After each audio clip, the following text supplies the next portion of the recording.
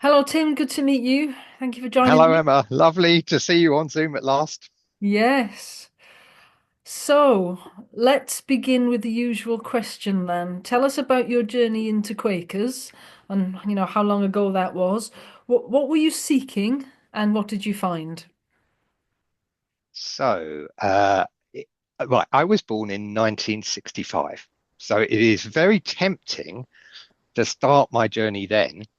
But in fact, uh, when people have asked me this before, I think my journey actually starts in 1947 because that is, I think, as best I can work out, that is when a young couple met at the Congregationalist uh, youth group in Thundersley in Essex. They went on to fall in love and marry, and that's mum and dad. So they started off as Congregationalists, but they found the kind of the authoritative church structure within the Congregationalists, which is, I mean, wow, there isn't much in the Congregationalists, but they found that too much. And so I think it must be after they married because they got married in a church. But after they married, they were looking for something else. I think they'd both. I think I don't know they've used the word, but I think they'd both become atheists. So they were still very motivated by Christianity, but uh, the formality of it was doing them in. So they found Christianity. Sorry, they found Quakerism, Hmm. and then they had me, and then my brother and sister. So I reckon that's my journey into Quakerism. Mum and dad meeting in 1947, and their move into Quakerism brought me into Quakerism. So almost always, with a gap, which we could talk about later if we want to, I've been a Quaker. So, in a way, that tells us a lot, but it doesn't tell us much about, because there must have been a point in your childhood experience of Quakers then. I'm going to fill in some gaps here. I'm Yeah, yeah, yeah. assuming, so tell us what you want to, that you then went to Quaker meeting as a child, throughout as a Oh teenager, yeah, I loved throughout that. or whatever. So every week we went to Quaker meeting, and sadly the building is not there anymore. We went to this just we lived in a town called Benfleet on the Thames Estuary, and it's right next to a place called Canvey Island. And so every Sunday we'd trot off to Canvey Island to this sweet, sweet little place called Whittier Hall that had been built as a kind of a holiday destination for underprivileged East Enders. So it was quite a big, sprawling but one level building. Had a kind of American feel about it, Mm. and we, and that's where meeting was. And there was a little old guy who looked after the place, and and we just loved it, especially as kids. Big garden, fantastic children's meeting. Really. People took it in turns to run it, and it was just great. Yeah, really, really What loved was it. so special about it as a children's meeting then, from that perspective? I mean, what? Because I wasn't a Quaker as a child, so I have no, memories to draw on. What was Well, it? I think it was very varied, but it did teach us about the kind of Quaker outlook on life. So one project, so there was a, a couple with similar age kids to us, Colin South, and she was then called Cece South, but she then became Catherine. Uh, and Cece did this project once. We were collecting money in the main meeting for a leprosy charity in India. And so we did a bit of digging into one of the places they worked, and it was this Indian village. And then we made it. So she got a big piece of kind of plywood, and we made this Indian village out of like that funny sponge that florists use that you can chop up and then paint. I was just like, wow, this is so fun. So yeah, and there was that. There was also the sense that the whole meeting was involved. And one of the things I recalled this recently when kids came into meeting at Saffron Walden, where I worship now, that I remember there being a discussion in meeting about whether children should start off with children's meeting and then come into the main meeting for the last 15 minutes, or should start off in meeting and Mm. then go to children's meeting. And we as kids were invited into this kind of part of the Quaker business meeting to make this decision. And it was just fascinating how seriously they took it. It was like, you know, do we want the kids to have something of the kind of meeting for worship feeling with them when they go into their own session? Or do we want them to bring the children's energy into meeting for worship for the last 50 minutes? And it took it took a while of kind of really, really, really meaningful discussion. And then, it really struck me that, meeting for worship is a thing these people care about, and it's something they want to tend. It's not just falling in their laps and something they take for granted. It's something they're nurturing. Oh, yeah, I loved it. Which did they decide on? We That's a good question. I think we started off with us in at the beginning and we ended up with us in at the end. So I think they did swap. Yeah, yeah. Mm. It's fascinating. So tell me a bit then about your teenage journey and young adult journey. And you said there was a gap somewhere. I mean, what? Yeah, so their teenage journey was quite funny. We ought to have my sister here because she was hilarious about this. So the meeting got too small, and Harold, the guy who ran Whittier Hall, died, and so the hall got flattened actually and made into houses. So we needed somewhere to meet. And Mum and Dad had been using one of their front rooms to take in don't know what you call it when you get a teacher coming over from France for a year to teach in a local secondary school, but they'd lodge in our house. So they got rid of that idea, and the meeting house was in our front room, and we had a Quaker meeting notice board outside the house, which my sister was so embarrassed about. One of her plans was to get one of those kind of paperboy bags so that whenever she came home, someone would think she was delivering a newspaper. Excellent. But again, that meant that meeting was very much part of my growing up. It was just downstairs, so yeah, you just felt very Quaker. Then where did I go after that? Then I went off to university.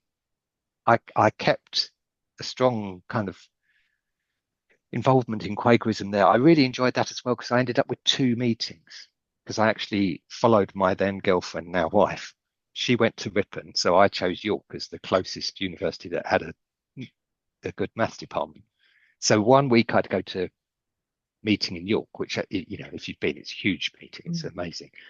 And then Ripon was just starting up a Quaker meeting, so it met above a shop called the Golden Tortoise. It was just in someone's living room, and it was such a beautiful contrast. This really huge gathered meeting to this really kind of new and personal, where you knew everything about everyone. I loved that. And then what happened next? Then we went off to Brighton to do my doctorate, and then got a job in Suffolk and had kids. There was no meeting where I was living there up in Woodbridge, but we used to go to Leytonstone meeting. There is actually now a really sweet little meeting in Woodbridge, but there wasn't then. And at that, well, I guess there had been signs that things were going a bit awry before then. We lived in Arundel for a bit. I was still a Quaker then, and I was travelling into Brighton meeting because I had kind of all sorts of roles. But I started to worry about my atheism and also about whether whether Quakerism and people's sense of religiosity match. Especially, there are some aspects of spirituality that Quakers do incredibly well, and there are some aspects we do very badly. So I know many Quakers would disagree with me about this, but a sense of authority. There seems to be something in human spirituality that craves authority. It's almost as if purpose has to come from outside. Quakers don't feel like that. We feel like purpose comes from the light within. But I'm not sure that adequately describes human spirituality. And the other thing is ritual. I know we do have rituals like coffee after meeting and flowers on the table, but it's not really woven into our worship, Mm. whereas Catholicism does. And there's a Catholic cathedral in Arundel. So I started going to Catholic church. And the hope, well, at least the hope for me was that I'd be able to kind of find faith and convert. There's this kind of biblical quote, I think it's Matthew somewhere, where uh, they say kind of knock and the door will be opened. That was absolutely not my experience. So I was going to church, I was praying, and after a couple of months of this, I just thought, do you know what? I'm lying to myself. My life is not about this. My life is about being honest, to authentic, honest to who I am, and Mm. trying to trying to meld the spirituality out of the belief that there is no God. So I went back to Quakerism. I'd never left, but I went back more full-hearted. This is a That's very long answer, sorry. fascinating. That's Then wind forward to Leiston. And now I've got kids. And so now, and suddenly I start to really worry about my atheism. I think, right, because it's so strange when people say to you, are you religious? And you say, well, I'm an atheist and a Quaker. They look at you like, what? And so I started to think, well, perhaps they're right. Perhaps this isn't a honest way to live. And combined, so that's lofty side of the argument. The kind of pragmatic side of the argument was it was really difficult to get toddlers ready to go to meeting on a Sunday. So it just started to become a real pain in the bum going to meeting. And at the same time, I felt, you know, this is this is just dishonest. So I resigned my membership. Then I worked in Suffolk for 9 years. Then we moved to America for a bit. I still wasn't Quaker then. Wish I had been, because Mm. since on business trips I found a fantastic meeting near where we used to live. But anyway, and then towards the end of our stay in America, we used to come back a lot to England because we missed it a lot. And when we were back, I'd kind of visit Quaker meetings, and I thought, hmm. And then we moved back to Cambridge, and I went along to Jesus Lane, which was lovely, but it just wasn't quite me. And then I went to Oast House meeting, and I thought, oh my goodness, this feels like home. So then I rejoined, which was tricky because one guy in the meeting did not want an atheist to join, but the area meeting stepped in and fixed that. So I'm back again. So I probably had a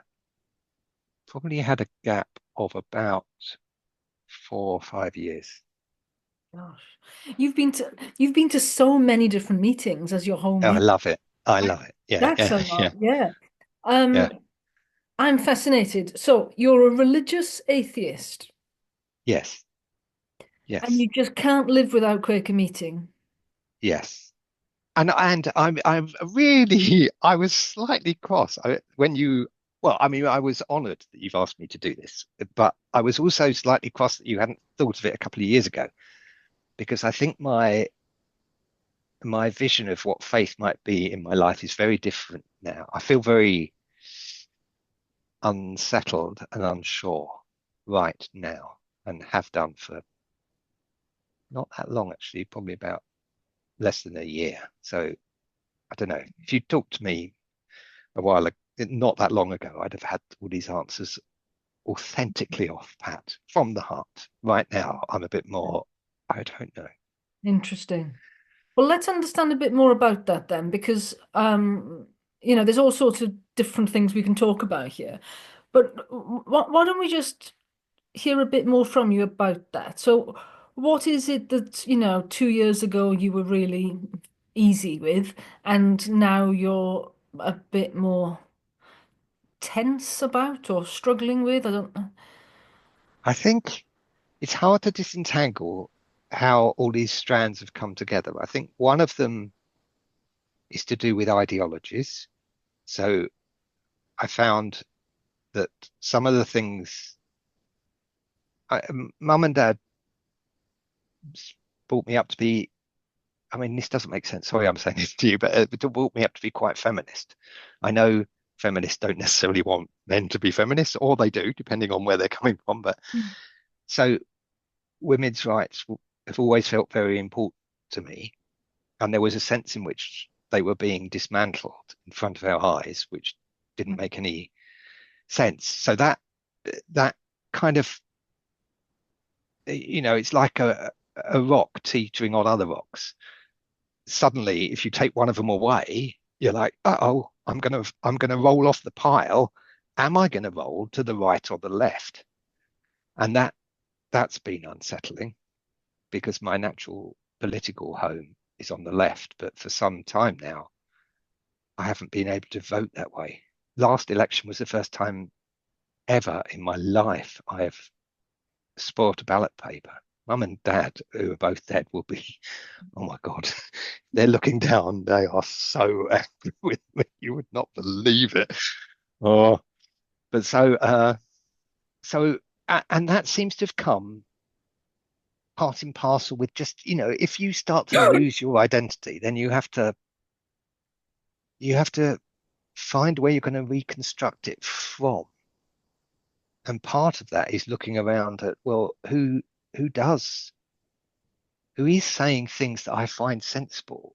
And that's led me towards a lot of people, one of whom is this woman called Louise Perry. Have you read her book, Oh, yeah. The Case Against the Sexual Revolution? Excellent book. Really, My really mother's a fascinating. Quaker. Yeah, Mum's a Quaker. Yeah, absolutely. And so I've been reading her and following her work, and that's got me interested again in Christianity. But I think, I mean, I know Louise goes to church, but finds it difficult to make the final jump of actually believing. And I think that's where I'm heading. But I've also been listening. One of the people who appeared on her podcast was this guy called Justin Brierley, Hmm. who wrote this book that's kind of there's a bit of a buzz around in Christian circles at the moment called The Surprising Rebirth of Belief in God. And so his book and his podcast series are really, really fascinating. But he's a Christian apologist, so a lot of it is about helping people overcome the logical problems. But I just can't. There's too much of my identity bound up in the way I see the world. It's just weird. It's really unsettling. I mean, I find the world is weird as well at the moment. So that's interesting. So can I understand a bit more about your relationship with God then, before we carry on? Yes, I You've been going to Catholic Church at some point in the past, trying to find God. You've been a yes, Quaker all your life, yes, kind of experiencing community, if not anything else. So, but what I'm hearing you say, you don't feel God's presence. You don't experience anything that you name God. yes. I mean, the way you've posed that question, which is really interesting, uh, I think that's true. I remember I got very, very into the Harry Potter fandom. And I helped organise the first Harry Potter fan conference, which was in Reading, 2005, something like that.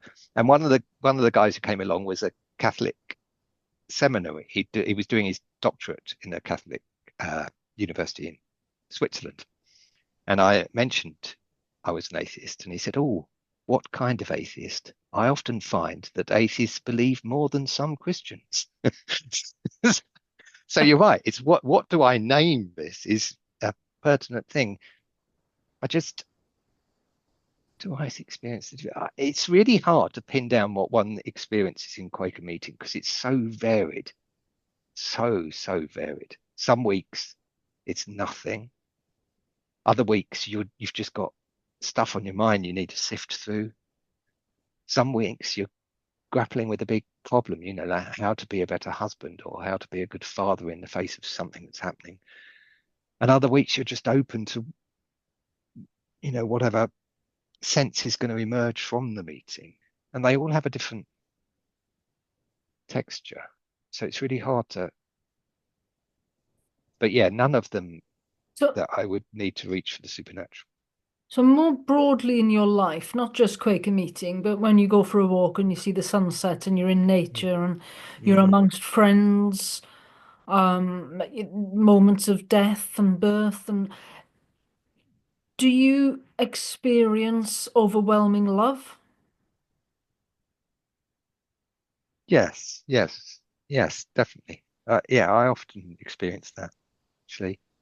I have And this, I mean, this will sound really daft, but when I go to bed, I have to climb up the stairs, and I know that when I get into bed, my wife, however sleepy she is, she's going to kind of reach across and curl up on my shoulder, and I just feel overjoyed on the way up the stairs every day because I know that's going to happen. Yeah. Well, that's a lovely story. Um, so overwhelming love. What about overwhelming wonder and awe? Yes, yeah, yeah, definitely. I felt them. Uh, uh, Either at something in nature, like you say, we went once to the Grand Canyon, and that was just, because you see so many pictures, but they don't, when it's in your own, uh, what's the right word, perception, it's Hmm. just unbelievable. But also in some of the things people do, this is another shift. When I was at York and Ripon, Kate and I used to go off to Fountains Abbey a lot at the weekends. And we were really moved by that sense of history from the monastic life, especially the early monastic life, because they'd chosen that spot because it was so remote. They had a winter where they just had to live off elm leaf soup and just like, wow. Now, when I go there, I'm struck by the economics of the place, the biggest sheep farm in the north of England. And it's, I don't know, something about how one changes as one grows older. But that could be an advantage. I think when I was a teenager, I couldn't have turned to the church without first believing in God. Whereas I suspect now I could. You could say, okay, I'm not, I don't yet understand this, but I'm willing to take a step and live it for a bit. Whereas as an ideological, anarchist 19-year-old, there's no chance of that. And what about hope and optimism and trust? Do you feel an overwhelming sense that things will turn out okay? Um, and or at least able to reassure others around you that, reassure yourself. Are you able to do that? As we get older, we Yes. are more able to do this, I think. But do you feel overwhelming hope and trust? Uh, no, I think, well, one, I am optimistic.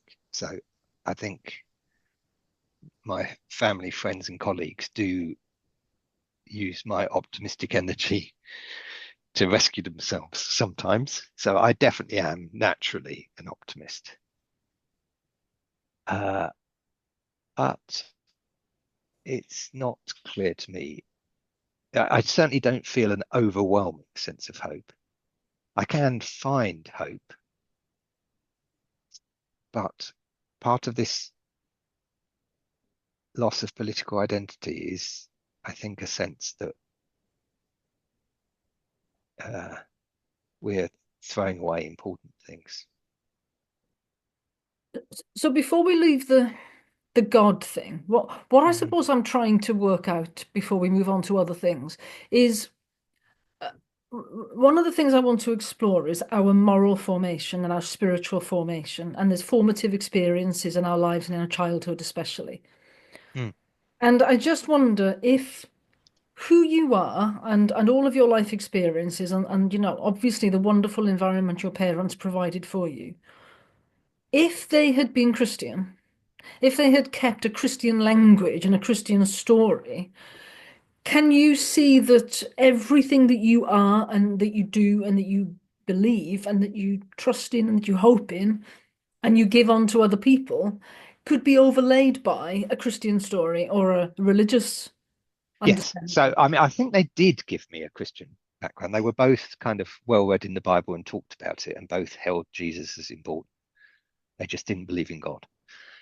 Uh, I think the two key aspects of Quakerism I got from them was that walk cheerfully over the world, answering that of God in everyone. They believed everyone was good. That sometimes that got them or me into trouble.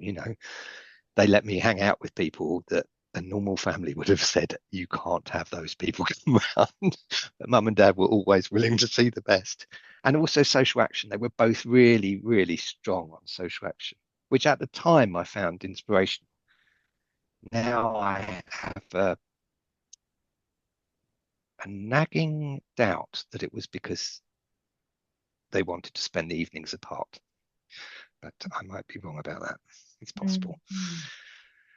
So anyway, social action and walking cheerfully over the world. But yes, I kind of agree, but also, I my A levels were maths, physics, and chemistry, and I did a maths degree and a doctorate in computer science. It's very Well, left brain sciencey, and look, I can hardly add two and two together. So maths is not my subject, but I'm told that maths is a thing of beauty. that's true. As I said it, I thought this is rubbish because I know so many scientists who are Christians that, Yeah. yeah, very, deeply Christian. So that's I guess it does mean, I think it's possibly trickier for me because I have this intellectual side, which is very mathsy, computery, sciencey. But unlike many people in that domain, I also have a strong poetic side. I've set up a poetry club in the village, and Mm. so I don't think I could be won over by this alone, and I don't think I could be won over by this alone. So it's a tricky road to travel. I suppose one of the things that I'm getting at is, something like walk cheerfully over the world, right? Yeah. That's one of the f most powerful things that we've been left with from George Fox. I Yes. would argue that you can't do that just by wanting to and tricking yourself into it. Is that all of the Christianity of the generations before you have led up to the point that you are at now, where you find it possible to walk cheerfully over the world, and that there's something very special in the whole of the cultural Christianity that we've inherited that has enabled you to do that without even giving it the names and the properly citation the citing where it's come from, if you like. So it's a Yeah, very well, I think, approach. I mean, a lot of the people I'm reading at the moment would 100% agree with you. Like Tom Holland's Dominion is all Yeah, about, how yeah. our Christian heritage informs where I am now. There was a lovely quote I heard on one of the podcasts where someone said, "We've thrown out the baby and kept the bathwater," which is like fantastic. But uh, I, I'm not sure it matters. It's like Newton said, "I stand on the shoulders of giants." And it's fine to have precursors who led to where you are without you being one of them. And also, I found Tom Holland's book a bit. mm, it you know it was difficult to see what he couldn't ascribe to Christianity. He had so many Christians through history who thought such a diversity of things that it could have led to anything, and did. I mean, if you look at Christian sects, they are so varied, and they all can do what you said. They all stand on this. They Mm. just think it's a different. Yeah. So I don't know. Yeah, fair Uh, enough. I mean, yeah, interesting, interesting. I haven't read his book, but I've listened to a lot of Tom Holland making that comment, and that's perhaps one of the things that I've asked quite a few people. You you're yeah, almost refusing to be Christian when actually you are. you're nothing else, that's for sure. Yeah, yeah. Well, isn't it? Dawkins describes himself as a Christian atheist. Yeah, yeah. Did you watch that big debate between Dawkins and Ian No, Hershali? no, but I've heard snippets of it. Yeah, yeah, It's astonishing because yet to get him to agree that he's definitely pro-Christian. Mm. Oh, It's absolutely. interesting. Yeah. So do you align yourself with Dawkins then, and that? No, I never ever. Absolutely never have. And that's I'm currently clerk of the Non Theist Friends Network, and that's one of the things that's really intriguing about the network, in that it's I mean it doesn't this is a nonsensical statement, but it feels to me like there's more variety amongst non-theist friends than there is amongst friends, even though we're a subset. It's just bizarre. You get people who are absolutely like Richard Dawkins, and then other people who are like there's a really interesting guy called David Parlett who is very interested in the concept of Jesus and very much believes in the power of the concept of Jesus rather than. So there's people who are taking a sociological view, there's people who are taking a poetic view, there's people who are just very reductionist science. It's amazing. So But explain I, to I us a guess little bit then, I am not reductionist science. because I had assumed if Yeah, you if you read The God Delusion, one of the first of the preface to, I think, the either the first or the paperback edition, so not the very original, but the next one along, Dawkins says in the preface, if there's one thing that winds me up more than a Christian, it's the person who says, I am an atheist, but, and that's always been me. So I was like, I'm like on page 3, and he's declaring that he really doesn't like me. So it's like, okay, this isn't going to go well. And I just found all his arguments too reductionist, no sense of poetry. He dismisses the St. Anselm's ontological argument, which I've always found beautiful. He just dismisses it without a second thought. I mean, yeah, I didn't like that book at all. so can you just tell us what is then the non-theist view? Because it's not a word that you hear outside of Quakers, I don't think. I've only ever heard it with. No, So yeah, I agree what with you. is the non-theist position? That that that Quakerism is diverse, and that the way people experience kind of the truth of Quaker meeting, for some, is not based on the belief in a God, and that Quakers as a whole, not, I think there's a danger here. And one of your other speakers talked about this, talked about people being eldered for giving explicitly Christian ministry, which is just insane. That should never happen. So when we talk, we need to talk. When I talk, when I minister or you minister, you have to do that authentically from your own experience Yeah, yeah. of Quaker spirituality. But as a group, Quakerism as a whole, when we talk to the world, we have to acknowledge diversity within friends. And although we can come back to the diversity within friends, because I have some beefs about Yeah. that. And I guess what the Non-Theist Network was seeking to do, especially when it was founded, which was what? When was it founded? Probably about 14, 15 years ago. Uh, it, Mum and I used to get, there was an annual conference in Woodbrook. There was one deciding whether to set up a network, and then there was a network. And Mum and I used to go together as a kind of weekend away together. It was really sweet. I loved it. Anyway, so it's that sense that non-theists are a part of the religious society of friends, and we need to make sure that when we're telling people about us, that's included. And the reason for the word is anyone in, any of me as clerk or previous clerks get the heebie-jeebies about that, because if you ask non-theists, do you like the word non-theist? They will say no. And then you have a 90-minute discussion where no one comes up with the word that everyone likes. And I've been around that loop so many times. No, I don't want to change them. No. Well, But I think it stems from Dawkins. It's like atheism is aggressive, so we're not using that. yeah. You see, Personally, I do use it, but when you just talk then about, people who believe in God and I feel all of this is a choice. I mean, I was really struck by when Dawkins asks Ayan Ali, um, do you believe in God? Do you believe in the virgin birth? Do you believe in whatever he says? mm. And she said, I choose to believe these things.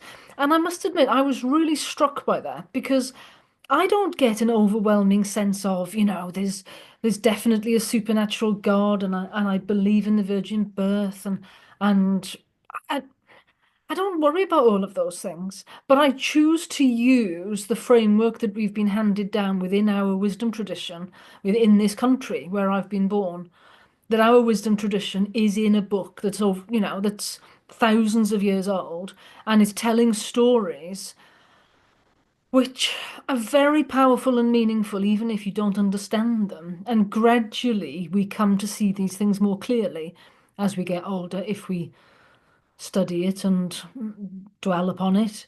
Um, so I'm enjoying using Christian language.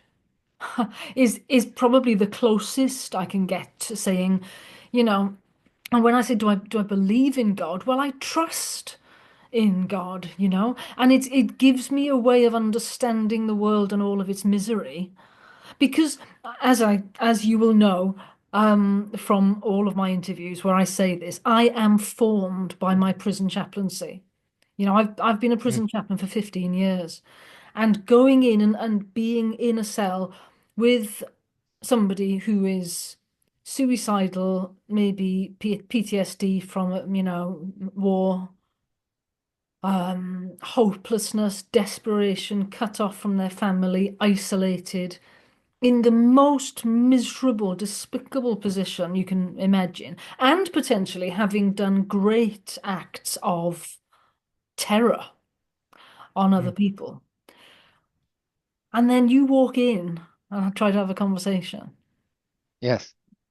It's quite a demanding moment in time where Oh God, I you've can got to believe that. make choices, Yes. And I think all of these niceties then about defining terms and what language do we use, it all becomes really quite, I don't know, kind of not very interesting and a bit pointless and a bit irrelevant, when actually what we need is the strength somehow to be of use to our fellow human being in that context. I I saw what's the I also find religious language useful and often beautiful and carries a weight with it that's enticing. But well, I mean, this is a way less deep answer, deep point than yours. But we had this elders at meeting ask you to read your favourite advices and queries once a month. Hmm. So Paul Parker, I think, asked me, and so I was looking through them, and I thought, do you know what? All of my favourite ones talk about God, and yet if I stand up, I'm a little. I don't think it's a good idea to get people to stand up on demand anyway. But anyway, put that to one side. If I stand up in meeting, then that's ministry. And if I then read something out uh, about God without giving it any further qualification, then I'm lying. I'm trying to, you know, I'm I'm enlisting the power of a language that just doesn't isn't really in me. And in the situation you describe, I just can't imagine how you do that. If you're faced with someone who is so desperate for that kind of, those things you said with the word overwhelming before, overwhelming hope, overwhelming optimism, overwhelming love.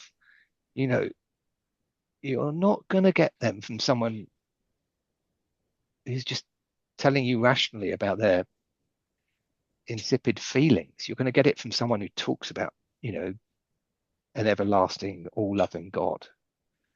So I, I would, I would feel so tempted to use biblical language, and I would feel rotten about it afterwards.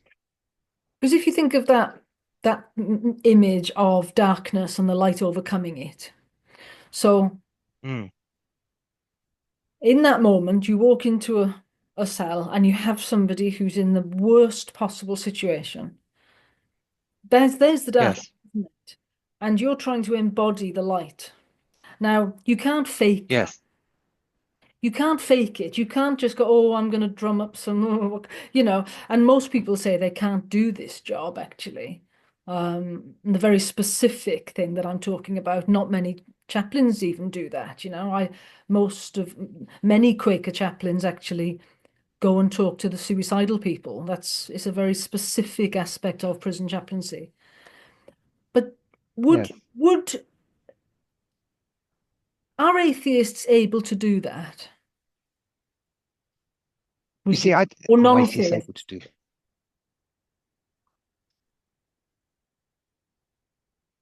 it? We'd have to clarify what the that is, but my simple answer is yes, some are. Most aren't, but then I think most people are. Would an atheist or a non-theist be able to be the light that overcomes the darkness in that moment for that human being who's in despair? There's too many specifics. There are some human beings, yeah, some atheists, yes, some no, and some prisoners would be warmed and some wouldn't. Yeah, it's Yeah. interesting, isn't it? Because I suppose what I do and am doing is basically making all the atheists who can do that kind of thing, religious and Christian, and I'm basically putting my maybe prejudices or assumptions and saying, well, if you can find that inner light, Mm. find that channel that light somehow to be of use in a very specific context where that's helpful, then you are trusting in God. No matter what your intellectual belief systems are, you know that if you go deep inside, you can channel that love and hope and light. And you're doing it because you're out of an act of love for this desperation that you see in front of you. And doesn't just happen in prison cells, does it? It happens in every day. You walk past people who are struggling. So I suppose maybe I'm just, it's not so much about the choice of words or the concepts or the language we use. It's actually, can you do it or not? I, yes, I can definitely channel my own sense of hope, goodness, and truth towards helping people who are depressed.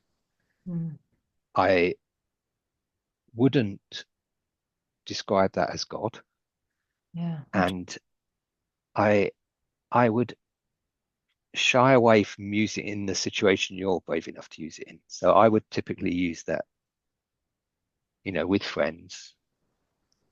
When I've had friends who've gone through depression, it's trying to help them, but they know me. yeah, yeah, yeah. And I mean, I would also help a stranger, but the risk is low when you're a Quaker chaplain. You know, you're there representing all of us, and that's No, I don't I'm not know. sure I could cope with. I'm trying to channel God, I think, and I suppose I find it easier to do it, thinking it's not just me. I'm just a channel. That's all it is, and it's much easier for me to do it when I realize I'm channeling some kind of greater power than me. I Um, also think I think you mentioned the word, you can't act that, but we are talking about channeling, and we both agree there's this, massive bedrock of, Christian thought and love that our culture is built on. You can channel that. mm, I think that's partly what gives God language its power. You know, you mean it in all but the kind of semantic detail, but that's okay in Quaker meeting. You know, I mean, I gave ministry the other day based on the fragment of the Psalm, "Be still and know that I am God," because someone had given ministry and they clearly needed help, and someone had told me about this prayer practice they use based on that passage, so I gave ministry on that. But that would have felt very different in the prison cell. I think I'd have felt dishonest. Yeah, and I think this is the thing is that I find chaplaincy a very humbling Mm, I vocation believe that. because you have to put aside your own vanity about, oh, I'm not this kind of person, I'm not that kind of person, and I don't say things like that. And you think, well, I don't mind, just use Mm, me. That I suppose that's where this conceptually it's helpful to say, look, my feelings of embarrassment in this moment are just not important, So mm.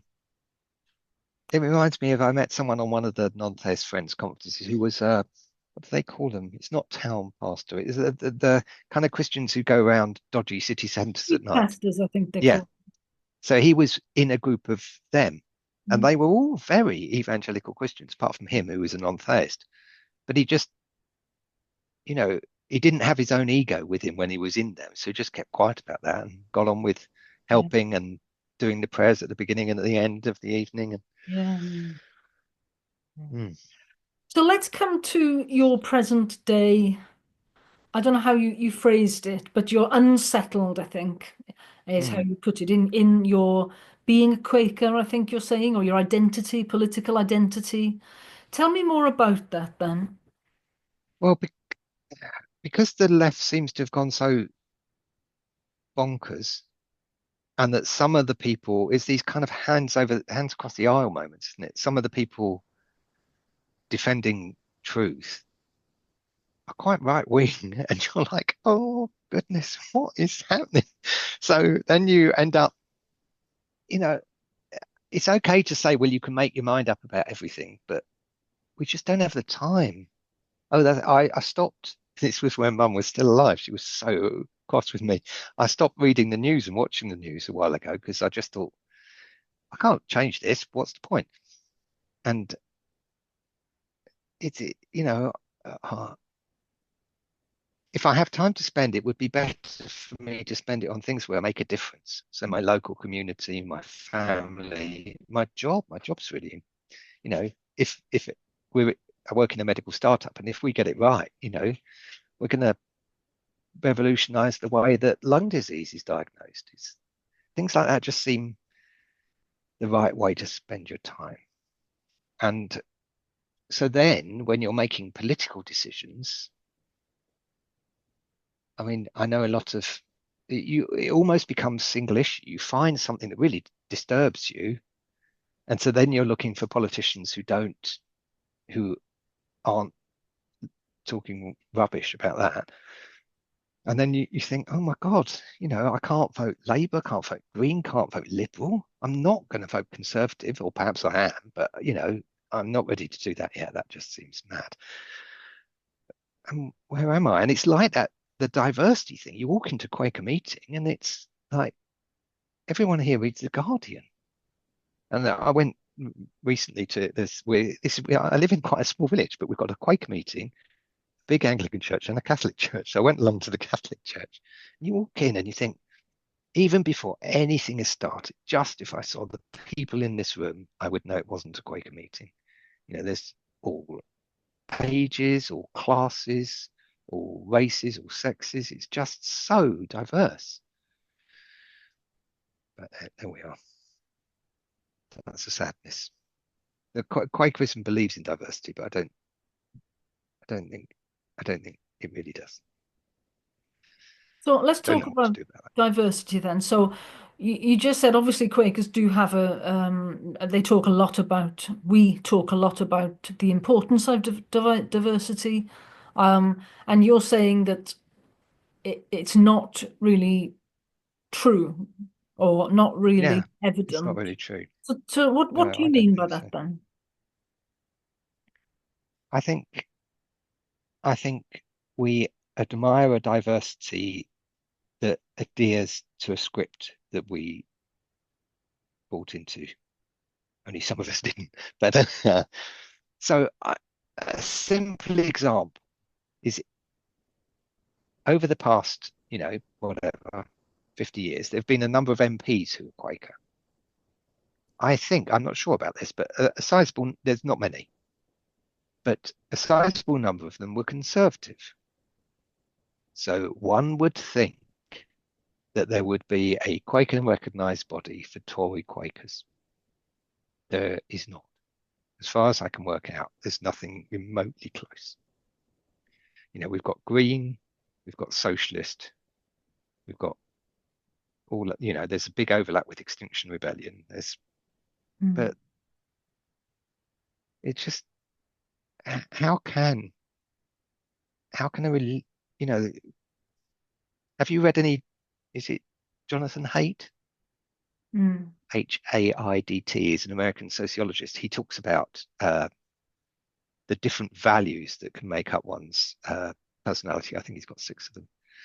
And he talks about how conservatives have each of them a little bit, and progressives don't. They have individualism and a few others, but in spades. And that leads to this kind of clash of just not being able to understand each other's worldview. Mm. Because if you're progressive, then some loyalty and sacredness don't really mean anything. But Because one of the points that I've been making is that Quakers in Britain today in 2025 are wholly aligned with progressive politics. And I used to think that was me.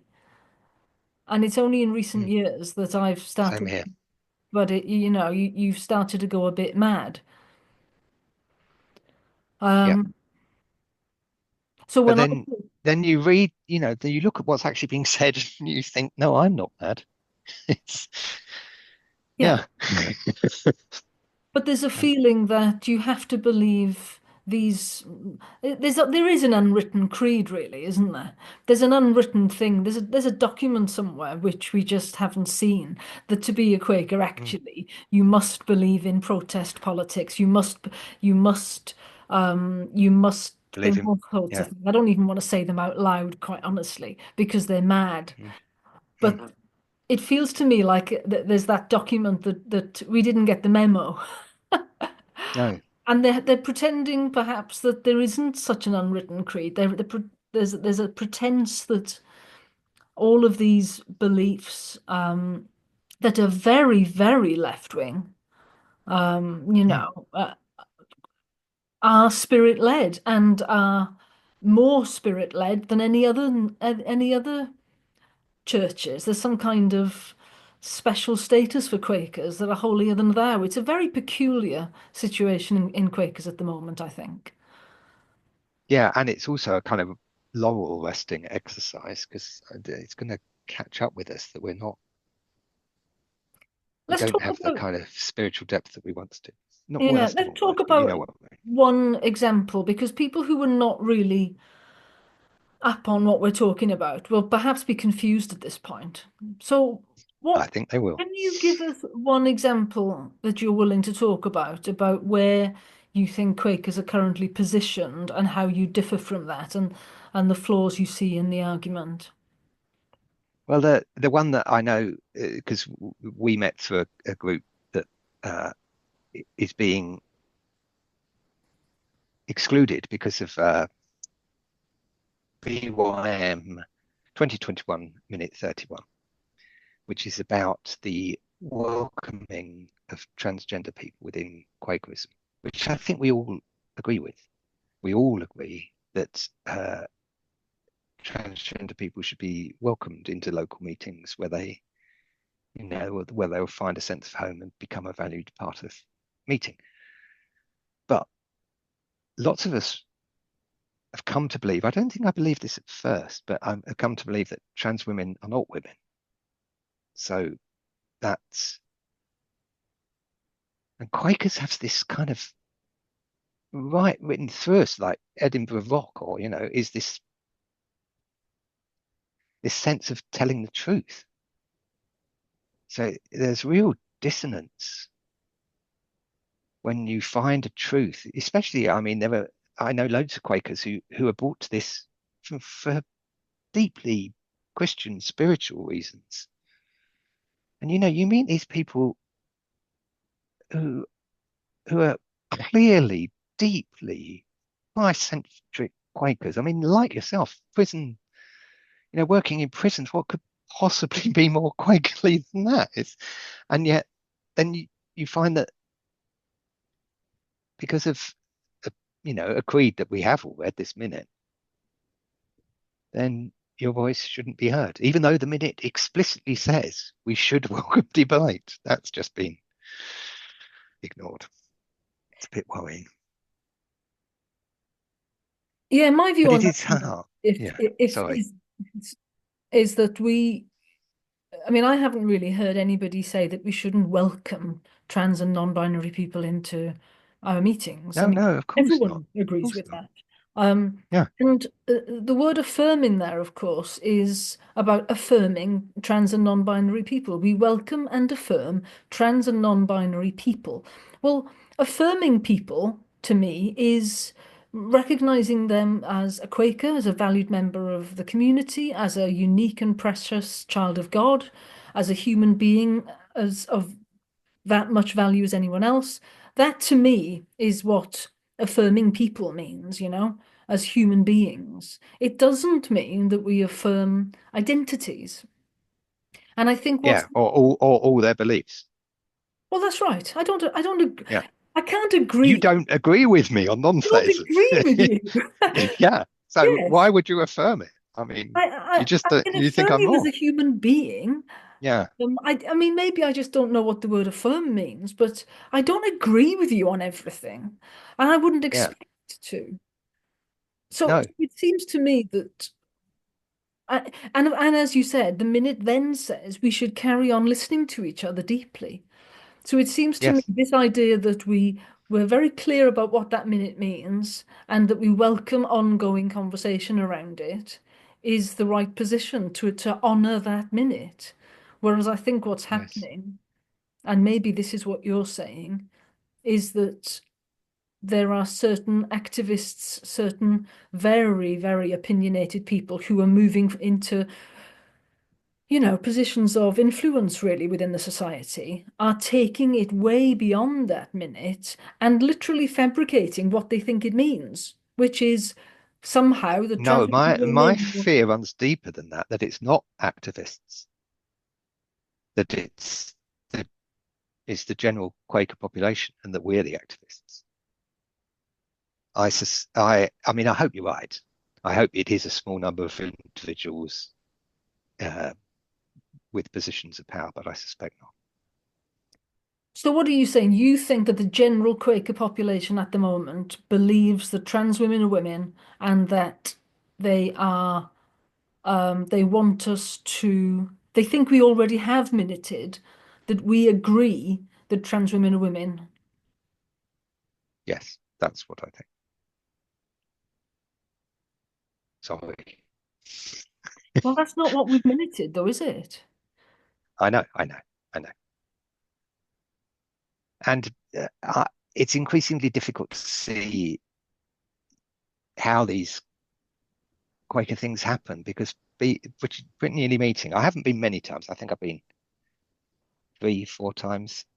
First time I went, again, this was with mum, but she got very, very old. So she'd got to the point where she didn't want to sleep in a different bed from her own. And I could tell she really wanted to go to the uni meeting. So I thought, oh, I'll come down and drive her in and then take her back every night. Mm. And in many ways, it was just lovely because I just kept bumping into people who knew me when I was a child or, mum's generation. And it was just the sweetest, sweetest thing. But the Quaker meeting for business, I mean, it, it's not working. I expected if you're in a room with, however many people are in that room, thousands, I thought the sense of spirituality would be overwhelming, to use one of your favorite words, but it seriously isn't. And I don't, that made me anxious about how Quaker decision making happens at the moment. So anyway, So you were uncomfortable with how minutes like that have been made in the first place, you mean? yeah. I don't think we recognise genuine diversity. I mean, we saw that at last year's yearly meeting, didn't we? When we were reflecting back on the few minutes of which that was one, to ask ourselves the question: have we done enough work to honour this minute? And there were several moments where the Quaker business meeting just didn't work. I thought the clerk handled it extremely well, actually. And one of the elders, I also thought, was a very young man, but he had real power when he got up and told people to stop. He were, Yeah, you that were was like, Matt oh, Rosen, wasn't it? Yeah. yeah, he was amazing. Yeah. So I thought there was a lot of uh, Quaker depth coming from the chair, whatever you call it, from that table bit. Mm. But it wasn't, somehow it just didn't work. I mean, I'd have loved to have seen one of those old debates. It took Quakers, although we're famous for our anti-slavery stance, it took us a long time to reach it. It would be wonderful to see how those meetings, year after year, yearly meeting arguments about that. How was that handled? How how was it managed? How did it move? I'd like to I'd like Yeah. to know. You wish to see something like that really being held within a yearly meeting, then, with 1,000 Quakers in the room? Let's actually talk about this and let a lot of these Yes, come out. but with enough space between each utterance that you can, I mean, you can feel the spirit. You, you've got time to listen, got time to empathize. I guess that's a nice thing about non-theism that you will hear Christian ministry, and so there were a number of how do you what do you do? And I know we're running out of time, so I don't want to Yeah, drag you sure. on, but you can you can translate. So when someone says God, you could just replace it with good or love. You can get cross. Mum used to do this. If I was sat in a meeting and someone would give a very biblical ministry, I could feel her getting angry. Uh, you can just ignore it because sometimes ministry isn't for you. Mm. Or uh, I like to imagine I'm that person. We've got a lady in Saffron Walden meeting whose ministry is all, she doesn't minister much, but when she does, it's read from the Bible. And so I like to think, well, if I was her, how does this feel? What is she channeling? What I like that kind of more radical empathy. And you need space, you need silence to do that. Yeah. So let's come to the future of Quakers then. What are your hopes or fears? Uh, But what are your hopes for the future? I am in many minds about, I have a worry. I think Quakerism will die out. So then the question mark is what do you do about that? And I am very grateful that there are people who care a lot about that, for whom Quaker outreach is really important.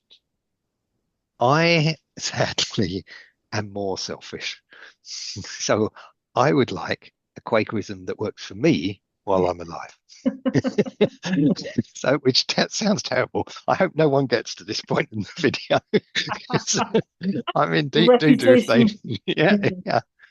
It's like in math. I know you're not a mathematical person, but that in mathematics there's this style of proof called induction, and you prove something is true for one, and then you prove that if it's true for n, it's true for n plus one, and that gives you everything. But you start proving it's true for one, and so that's what I feel. I want Quakerism to be all I know it can be for me. Mm. Well, I think we've both reached an age, I think, that we will still have Quakers, I think, in Britain in enough numbers for the next 30 or 40 years for us two to be okay. Do you have any? Yeah, I think we. So I I think we're think we're all safe. right. Yeah. Yeah, although we may get a lot of jobs. Yeah. And, our job might be to close all the meeting houses down. Yeah, Yeah, we're the exactly. last two Turn the standing. lights out. Yeah.